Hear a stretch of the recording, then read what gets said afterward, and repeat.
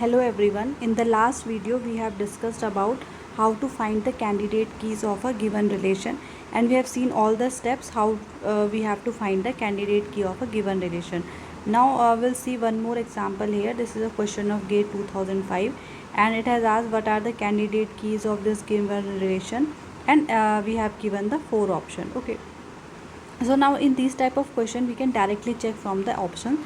Now first rule is that first of all we have to find that any attribute, we have to check that is there any attribute which is not present in the right hand side in this given relation. So we can see here that the attribute H is not present in the right hand side of any of any given relation. So what we know from this is that H should there in our candidate key, that how many whatever candidate keys we are having, H should be there in the candidate key. Now from the option we can see that in first and second option H is not present in any of the candidate keys given in the option. So we can say that these two options are not correct for our candidate keys, means these cannot be our candidate keys. Okay, now we'll see the third and fourth option.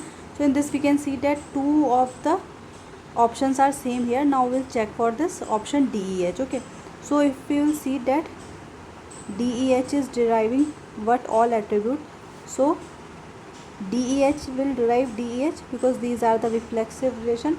Now we are having DH here, so now from we can see it D is deriving A, so from here we can write A. Now A is deriving B, so we can write B here, and again E is deriving C, so C also we can write here. So we can see here that this DEH is deriving all the attributes A, B, C, DEH. So this DEH is our candidate key. Okay, so we can say that this will be our correct option. Now we can check BCH also once, although we know that our answer will be this only. So we can see that BCH will derive BCH because this is a reflex relation. B will derive B, C will derive C, and H will derive H. Now we have to see here that is B is deriving anything? No, B is not deriving anything. BC is deriving D, but B itself is not deriving any attribute.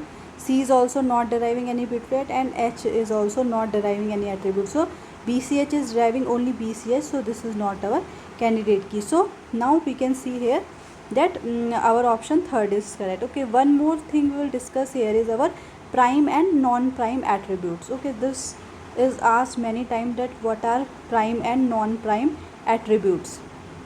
So all the attributes which are present in our candidate key, the attributes which are present in our candidate key are called our prime attributes, and the attribute which is neither present in any of the, which is not present in any of our candidate key, that is called our non-prime attribute. Okay, so which is present in candidate key, those are called prime attributes. So we can see here we have these many candidate keys. So all the attributes which are present in our candidate key will be called the prime attribute. So from here we can see A, H, then B, and then D. Okay, so A, B, D, E, and H are our prime attributes, and the leftover attribute is our C now. Okay, C is not present in any of the candidate keys, so C will call your non-prime attribute. Okay, so these are prime and non-prime attribute. Okay, thank you.